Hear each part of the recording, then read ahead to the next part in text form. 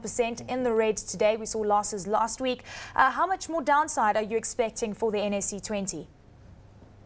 Thank you for having me on the show. Well, we are expecting this downside to at least trend for December because going into a holiday season, we do expect more and more investors to taking their profits and also factoring in, this is where we are in most, particularly in this period of the year.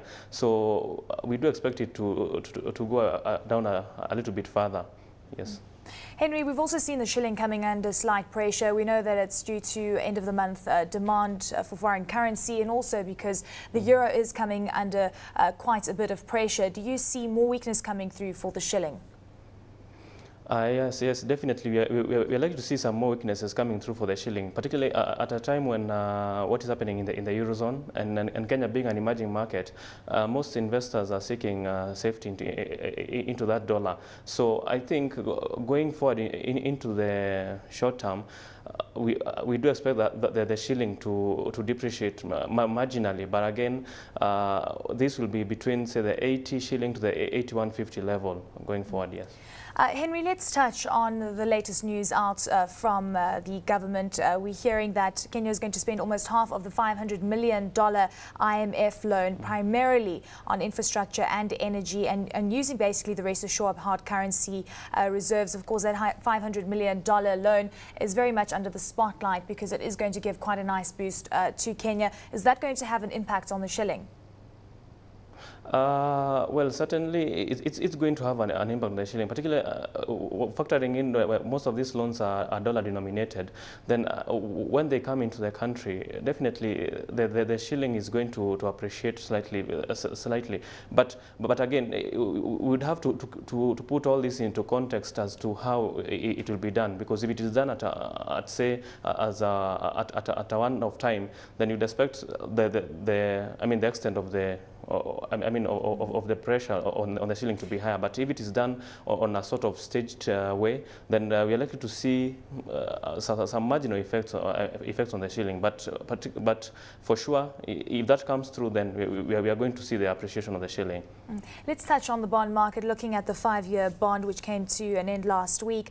Just looking at the price at which it entered the market, some say definitely entered at a discount relative to the 5-year bonds on the secondary market. How are investors now playing the 5-year bond? Well, as you'd expect it for any discounted bond, we've seen demand because we saw the cutoff, particularly for the 5-year bond, be at a level of 7.1%.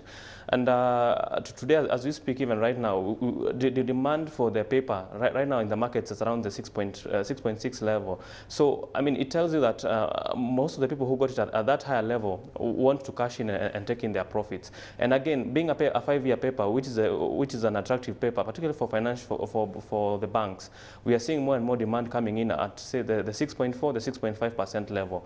In my view, it's going to dominate trading for the week, perhaps even for the coming month, as banks trying to revalue their portfolio more towards the 5-year, the short-term level. Yes. Let's touch on the interest rate environment and the impact that this is going to have on the bond yields going forward in Kenya. Of course, a stable interest rate at this point in time, but some say that the bond market is in fact pricing an interest rate hike. How do you see that playing out in early 2011? Well, I'm looking at the interest rate hike in two perspectives here. First and foremost, we have to put into context the government's medium-term debt strategy. And in this strategy, they are looking at their main essence is not to crowd out the secondary market. So taking this into perspective of the capital market, what we do expect is that the government's borrowing program will be well within the confines of the monetary policy and also the fiscal policy. But also, if indeed the market is awash with liquidity, as you are likely to anticipate going forward, then the interest rates will have to inch higher, because then the governments will risk that risk of inflation, which they wouldn't want. So in my opinion, come Q1 next year, Q2 next year, we are likely to see a little bit of interest rates going up. Henry, also just touching on the fact that the holiday season is very much on track at this point in time, and a lot of investors are going into holiday mode. Do you expect a sell-off in the bond market, given that many are trying to book profits before they go on holiday?